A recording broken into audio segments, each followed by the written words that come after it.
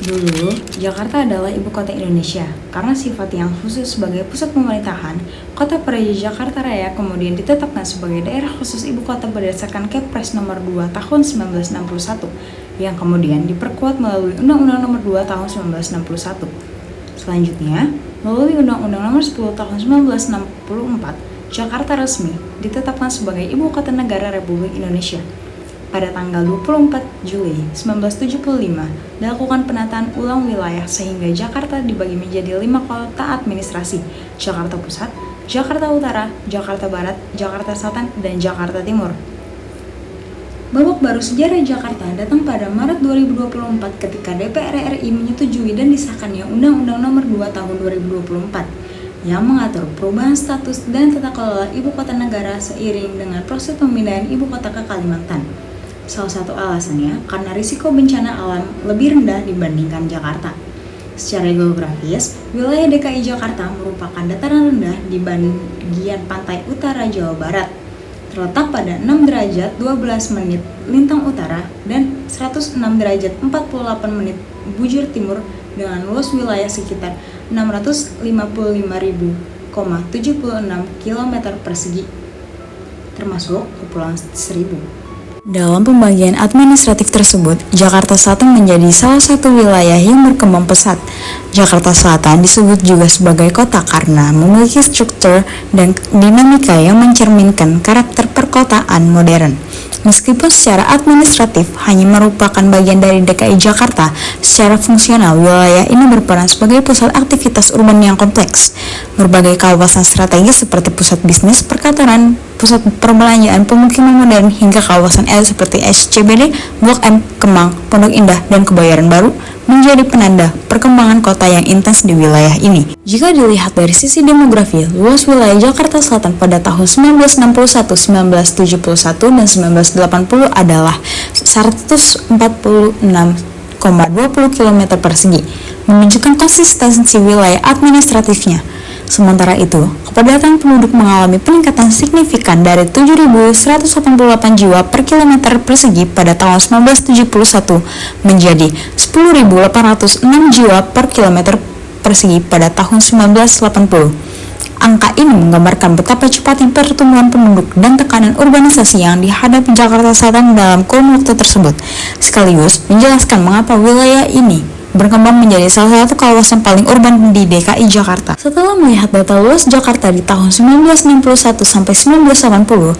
berikutnya kita tinjau data Jakarta Selatan pada tahun 2015 sampai 2021. Total luas Jakarta Selatan stabil di kurang lebih 141,3 km persegi. Stabilnya luas administratif tetapi meningkatnya pemanfaatan ruang menunjukkan bahwa tekanan pembangunan kini terjadi lewat intensifikasi lahan, faktor penting dalam meningkatnya kerentanan banjir. Perubahan tata ruang yang berlangsung cepat mulai dari alih fungsi lahan, pertumbuhan jumlah penduduk hingga peningkatan pembangunan apartemen dan pusat komersial telah membentuk Jakarta Selatan sebagai ruang metropolitan dengan mobilitas tinggi dan masyarakat yang heterogen.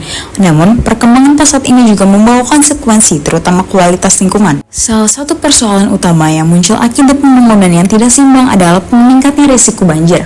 Urbanisasi yang intens membuat ruang terbuka hijau berkurang, lahan resapan air hilang, dan permukaan tanah semakin tertutup oleh beton, aspal, dan pembangunan. Kondisi ini menyebabkan air hujan sulit meresap dan langsung mengalir ke permukaan. Wilayah Jakarta Selatan sendiri memiliki karakter geografis yang memperkuat kerentanannya. Di wilayah ini mengalir beberapa sungai besar atau yang biasa kita sebut kali, seperti Kali Ciliwung, Krukut, Kali Mampang, dan Kali Pesanggerahan. Sungai-sungai ini tidak hanya membawa air dari hujan lokal, tetapi juga limpasan dari daerah hulu di Bogor dan Depok. Dengan kondisi sungai yang semakin menyempit akibat pemukiman di bantaran sungai, aliran air menjadi terhambat dan mudah meluap ketika hujan deras tiba.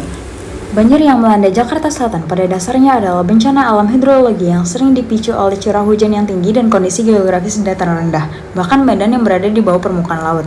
Namun, kerentanan Jakarta Selatan yang memiliki banyak sungai dan menghadapi tekanan ekspansi manusia semakin meningkat. Penyebab utama yang sering terjadi sangat berkaitan dengan aktivitas manusia dan perkembangan kota, di mana banyaknya pemukiman yang berdiri sepanjang bantaran sungai dan pembangunan pemukiman di daerah aliran sungai menjadi pemicu utama. Kondisi fisik sungai diperburuk oleh lebar sungai yang semakin menyempit serta terjadinya sedimentasi sungai. Perkembangan kota memperburuk situasi ini. Pembangunan perumahan dan apartemen menyebabkan alih fungsi lahan yang semula berfungsi sebagai daerah resapan air. Kawasan komersial seperti SCBD dan Kemang memiliki tingkat kedap air yang tinggi hingga air hujan langsung mengalir ke permukaan tanpa sempat meresap. Pertumbuhan penduduk juga menambah tekanan terhadap sistem drainase yang banyak diantaranya masih mempertahankan bentuk lama dan tidak mampu menampung volume air yang sebanyak sekarang. Berdasarkan sistem informasi geografis banjir di Jakarta Selatan, banyak titik yang secara konsisten mengalami genangan, terutama saat curah hujan yang tinggi. Penelitian tersebut memetakan lokasi banjir dan kedalamannya, perlihatkan bahwa wilayah-wilayah yang telah padat dan terbangun cenderung memiliki risiko banjir yang sangat besar. Hal ini menunjukkan bahwa banjir bukan hanya persoalan alam, melainkan dampak langsung dari perkembangan kota yang tidak seimbang dengan kapasitas lingkungannya.